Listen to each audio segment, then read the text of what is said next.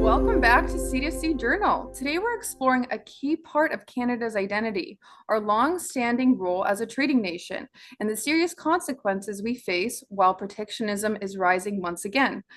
Joining us here today is Shawn Taylor, Senior Features Editor at C2C Journal and the author of his latest essay, The Trump Tariffs and Canada's History as a Trading Nation.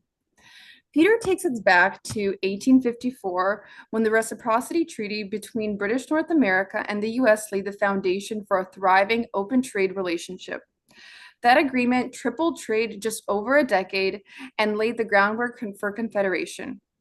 Fast forward to today, 2/3 of Canada's exports still go to the US, while only 4% go to China. Despite that, Canada has been drifting into protectionism, defending supply chain management in agriculture and championing buy Canadian policies and embracing populist slogans like elbows up. Peter argues that this kind of thinking puts Canada's reciprocity at risk.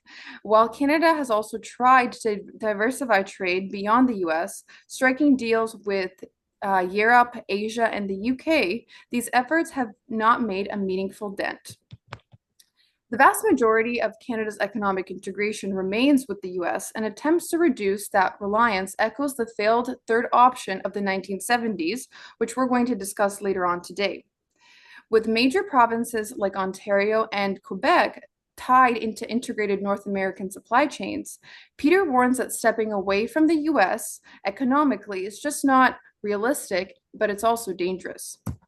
So, Peter, you start your piece by going back to 1854 with the Reciprocity Treaty. Why was that moment so foundational to Canada's trade identity? Thanks for having me, Natalia. It's an interesting little slice of history. I don't think too many people know about it, but before Canada was even created in 1867, we had a free trade deal with the Americans, set up sort of by the British colonial government in some ways, but we were self-governing in others. And it was a very successul period of time between 1854 and 1866 when it was revoked by the Americans. It was, as you said, a great economic boom for Canada during those years. That was also partially the years of the U.S. Civil War, so there was great demand for foodstuffs and basic material that Canada could supply the Americans.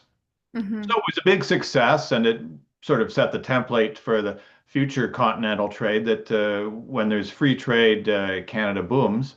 Right. Somewhat like today, it was canceled because of U.S. domestic political interests. The Americans were mad at Britain for what they thought was backing the Confederacy during the Civil War, and also they were feeling kind of protectionist when the war was over. So the Americans canceled it, and the result was a crisis that lent some immediacy to the Confederation movement. So it actually kind of brought Canada together because the various provinces, Ontario, Quebec, Nova Scotia, New Brunswick, et cetera, were worried, we've got this economic collapse. What are we going to do? Well, let's get together.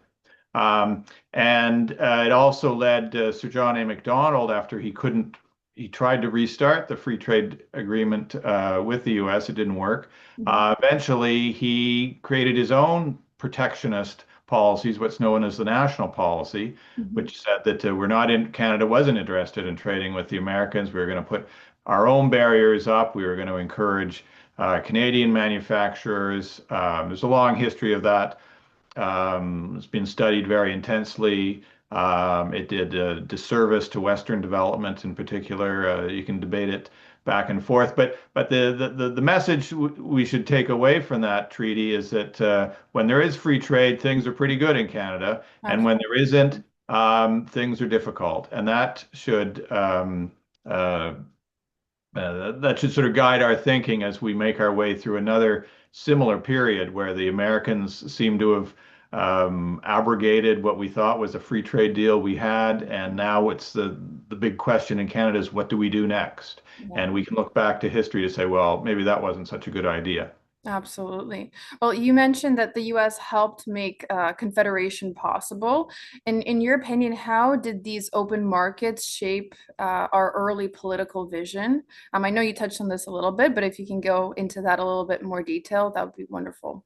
Well, it was the loss of free trade that actually brought the provinces together. They were worried. Mhm. This was an economic crisis for them. And so it suddenly made sense to get together. The Confederation movement had been building for longer than just 1866. There'd been lots of conferences and whatnot. But the short, sharp crisis of the free trade deal being killed by the Americans lent kind of an urgency to it, and it brought everybody together kind of quickly. So, in a weird sort of way, the loss of free trade spurred on the creation of Canada, but that's not the lesson we should take. I think the lesson we should take is that things were good when we had free trade and focused on sort of selling things to the rest of the world.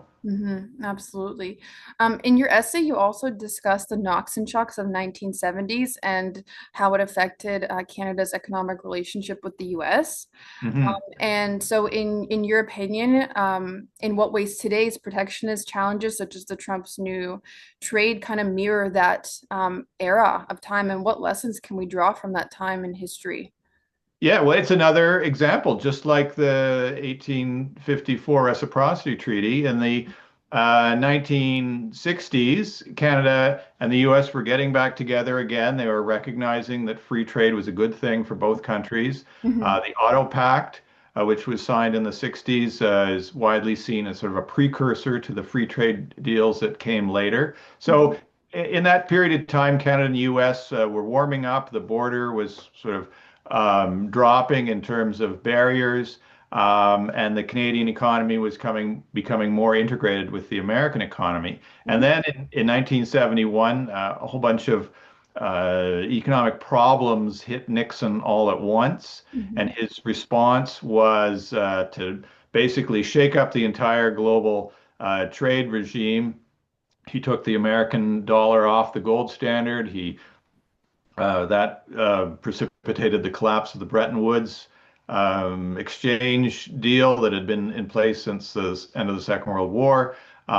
He imposed wage and price controls, and also significantly, he imposed tariffs on imports from every country around the world, including Canada.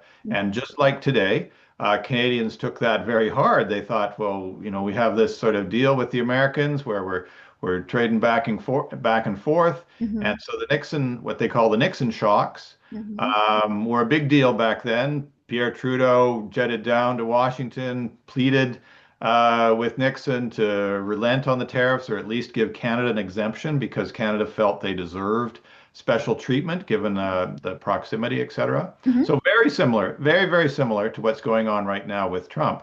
It didn't work. Nixon stood his ground. Canada was going to face the tariffs the same as every other country. And so the Trudeau government, the Pierre Trudeau government, Hmm. had a choice to make. They had a famous white paper Hmm. by Mitchell Sharp, who was his Secretary of State, Hmm. said there were three options for Canada. We could maintain the status quo, we could seek deeper ties with the Americans, or we could look elsewhere. And Hmm. that third one, what became known formally as the third option, became the choice that the Trudeau government made. They decided that they were fed up with the Americans. The Americans couldn't be trusted. They were going to look elsewhere for trade. Trudeau jetted around. He visited China. He visited Cuba. There was this thing called the North-South Dialogue, where he was trying to get the North and the South hemispheres together. All sorts of policies domestically. This brought in the Foreign Investment Review Agency, which is a colossal mistake. Its main goal was to prevent American investors from putting money in Canada, which seems crazy now, but people thought it was a good idea back then. Hmm. The National Energy Program, which was kind of a pseudo nationalization of the energy industry in Alberta. All sorts of what we all recognize now as really bad policies came out Hmm. of that third option era. And it didn't even work. It didn't even diversify Canada's economy Hmm. away from from the U.S. We know we can get into the ultimate results of that. But I think right now, just if you ask me a question about the Hmm. Nixon shocks are almost identical to the Trump shocks. Uh, Hmm. it was U.S. domestic politics blows up a free trade or free-ish trade regime between Canada and the U.S. Canadians get all angry. Hmm. They try to fix things up. When it doesn't work, they say, well, we're going elsewhere. And the evidence we have from the 70s is going elsewhere doesn't work. So that's the story for the Nixon shocks. And the next stage is kind of interesting, but I'll let you ask the questions. Absolutely. I mean, we're just seeing history repeat itself, and I guess we're not That's learning much exactly from what's going on. history. Yeah, Mhm. absolutely. So fast forward to the 1980s. Mhm. What was the significance of the 1985 MacDonald Commission in reshaping Canada's trade policy, and how did it challenge this longstanding view that economic integration with the U.S. was a threat to Canadian sovereignty? Right. So the MacDonald Commission, which was set up in 1982, was the ultimate conclusion, if you will, of Trudeau's third option policies. Hmm. Um, it was a complete failure by they tried it all through the 70s. It didn't work. By the early 80s, Canada was in a very bad recession. The recession of 1981, 82 was the worst economic downturn since the Great Depression. So it was a very bad time for Canada. Hmm. And part of the reason for that was all these terrible third option policies had finally come home to roost. If you scare away American investors with the Foreign Investment Review Agency, eventually they let me stop investing in you. So by the end of his term and in the middle of this terrible recession, Trudeau finally said, "Well, maybe there's other alternatives." And so he set up the MacDonald Commission. And to his credit, I don't think he knew how it was going to end up, Hmm. but Trudeau set this up. Donald MacDonald was a former finance minister, so someone with an economic perspective, if you will. And his mandate was to basically look at everything going on in the Canadian economy, figure out what's wrong, and how to fix it. People talk about how big the mandate of the MacDonald Commission was, and it was basically everything. And it was a tacit admission that things were not working very well. Hmm. Um, if you give a royal commission a mandate like that. So it took 3 years, and Trudeau wasn't around by the time the MacDonald Commission reported. Mulroney was the prime minister. And lo and behold, the MacDonald Commission, they looked at all the economic evidence. They commissioned independent economic work on this. And they said Canada's best shot at success is to connect itself as closely as possible with the Americans. It's the world's biggest market. It's right next door. Why would we look anywhere else? Hmm. That's where our bread is going to be buttered. And it recommended that Canada seek a formal free trade agreement with the Americans. At the time, Reagan was president. Mulroney and Reagan seemed to get along quite well, and the result was the 1988 Free Trade Agreement between Canada and the U.S. Very fractious federal election that same year, and Mulroney won it on the basis of his arguments that free trade was Canada's route to prosperity. Hmm. And it's been a ride. I mean, certain industries got hit hard. Textiles and some manufacturing suffered because of the free trade agreement. But overall, many new industries rose up, and Canada as a whole became far more productive Hmm. because we were now focused on selling things to the U.S. and to the world. Because if you can sell something to the Americans, you can sell it to the Japanese or anyone else who want it. So it was a windy tale going from the Nixon shocks to a free trade agreement. No one could have predicted it at the time, but that has been, the past 40 years or so have been a free trade era, and now that Trump seems to be taking that away from Canadians, they're getting very angry about it. So Canadians have accepted, I think, that free trade is good. Hmm. Um, and we've got to keep our focus on how not to respond to the Trump tariffs and what the lessons of history tell us. Absolutely. Well, thank you for giving us a great detail history outline of, Canada's trade history. I think it is clear that working together is much better for Canada and the U.S. rather than not. Mhm. So fast forward to today. Obviously, two-thirds of our exports still go to the US. So where are we now, essentially? What next for Canada and the trade relationship with the US?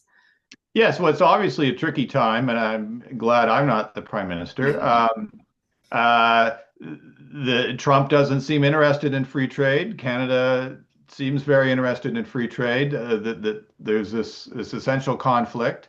As a result, you have lots of voices in Canada saying, "Screw the Americans. Mhm, We'll look elsewhere." And I think the danger is that we're just repeating the third option errors of the 1970s. mhm, Um, we've got to be clear that spiting the Trump is obviously an obstacle, mhm, and that needs to be negotiated. But deliberately spiting the Americans, saying that our success will lie elsewhere, I think is mhm, deluding mhm, ourselves. And it's my belief, and as I argue in the essay, that yes, there's going to be this interruption. We're in the middle of an interruption, and um, uh, we can, I think we can make common cause with American business interests that are also hurt by tariffs. Those are clearly will be allies of Canada, especially border states. mhm, And we can, there's no good reason not to trade with other countries. It's always a good idea to look for the markets wherever you can find them. mhm, But I think the important message for this period of time we're in is we've got to fix our own house. This is an opportunity to do some renovation, if you will, on the Canadian economy. We've taken our economic success for granted, our mhm, access to the American market for granted. We've become quite complacent. mhm, The great boom in labor productivity that we enjoyed following the free trade agreement in 1988 mhm, um, has disappeared.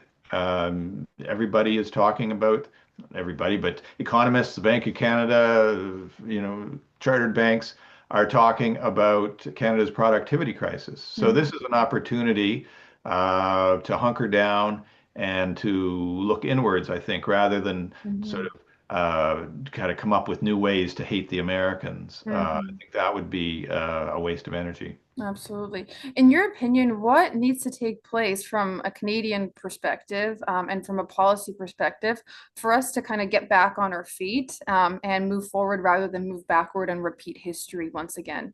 Well, like I said, this is a chance to fix our own house. Mhm, How do you do that? Well, mhm, Canadian investors have been pouring money into the housing market for the mhm, past decade or so because that's where the money's to be made. But that doesn't make the Canadian economy any more productive, right? What Canada's economy needs is investments in equipment and intellectual property, and productivity enhancing capital goods. That's where investors in Canada have been let down. There's other arguments. Canada's managerial skills aren't really up to the snuff of the Americans. I'm not breaking any new ground here when I observe that it's impossible to get things done with all the regulations and all the vetoes that people claim they have over anything. So there's just an inability to move forward that really needs a big shakeout. Carney has said he's willing to get rid of some of these regulations and problems for a few projects that he likes. mhm, Uh, it's a good idea, but if it's just it shouldn't just be for a couple of projects that Mark Carney thinks are a good idea. We should be able to build things that anybody thinks are a good idea. Any investor willing to put their money down should be able to, within a reasonable amount of time, be told yes or no, you can do that, and then get going on it.